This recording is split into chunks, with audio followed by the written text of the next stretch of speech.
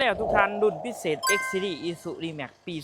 2015 ปุ่มสตาร์ทเนาะคันนี้เป็นกระแจรีโมททุกท่านออปชั่นเต็มเนาะเดี๋ยวพาทุกท่านไปรับชมกันเลยข้าพเจ้าเองโจนัสจันทศรทั้งสองเขาเองเจนเล่าคารถเล่าเนาะมีรถเขามาใหม่มานำเสนอเลยเป็นรุ่นพิเศษ X Series ถ่ายปี 15น้ำใส 16 ตัวนี้จุดพิเศษของ X Series เนาะจะมีโลบาร์ทางหลังทุกท่านได้รุ่นเป็นค่อนข้างจะหายากเนาะสำหรับ X Series เนาะสีสวยงามๆทุกท่านสุดพรเทิร์นได้ออปชั่นเต็มมีกล่องมีจอครบเจ้าอย่างไม่ไม้แม็กงามๆรถเดิมโบตำโบปินะทุกท่านเด้อไปมาก่อนไหนก่อนจะเป็นกระเจดีโหมดปุ่มสตาร์ทข้างในเป็นสีดำเนาะมีกล่องมีจอที่ครบเนาะขอผู้ขอบตาราคาเต็มคันนี้ถืออยู่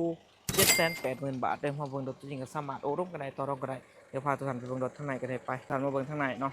ข้างในงามๆสะอาดสะอ้างเบาะหนังทุกท่านเด้อให้เราเพดานจะเป็นสีดำเกียร์กระปุกกล่องจอครบพวงมาลัยเนาะสวยเลยระบบไฟใช้งานปกติมีประกันรังการขายให้พร้อมเลยทุกท่านเด้อนั่งร้านกับกวางคล้องสะดวกสบายเนาะนั่งในหลายคนเจ้า4 ประตูตัวสูงพวงมาลัยงามเนาะสวยเกียร์กระปุกปุ่มสตาร์ทกระเจรีโมทจอสัมผัสเนาะจอเริ่มมาจากโรงงานเลยทุกท่านเด้อตาบล็อกโลในงามสะอาดสะอ้านเจ้าเต็มเด้อมีกล่องถอยครบเลยเซ็นสองเซ็นเซอร์ถอยเนาะจอเริ่มจากโรงงานเบื้องนี้เนาะจุดพิเศษของ X ที่เนาะ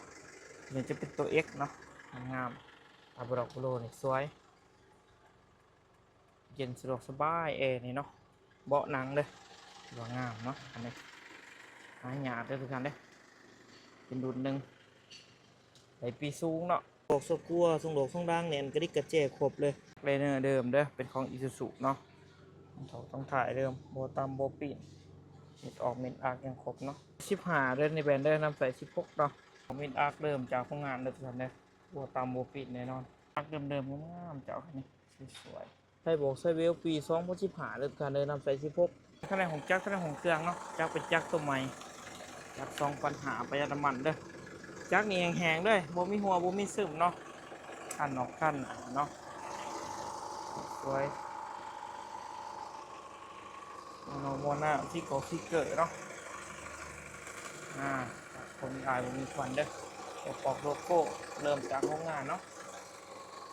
ขี่ปกติขี่มอนขี่คักดีแม็กเลยประหยัดน้ำมันฝากไปเตือนทุกท่านเด้อกับ Isuzu D-Max ปี 2015นำใส่16เป็นรุ่นพิเศษรุ่น X Series ทุกท่านเนาะเกียร์กับปุ๊กเจ้ามีกล่องมีจอครบตัวออปชั่นให้มาเต็มส่วนนี้มีโปรโมชั่นพิเศษของแจกของแถมหลายอย่างเลยว่าจะเป็นแถมตู้เย็นมงข่าวเนาะประกันภัยค่าทางเทคนิคขึ้นไปโอนซื้อเนาะมีพาคนมาซื้อมาขายกับมีขายแนะนำให้เด้อทุกท่านเด้อถูกกันทุกครั้งเอา733ตัว679เนาะฝากติดตามทุกครั้งเจนเนาะคาร์โรดาวข่าวเองจุนัทแต่สอนเนาะราคาคันนี้ถึงอยู่780,000 บาทฝากติดตามกดไลค์กดแชร์ในทุกท่านใน2 JN เนาะคาร์โรดาวขอขอบใจทุกท่านหลายๆเจอกัน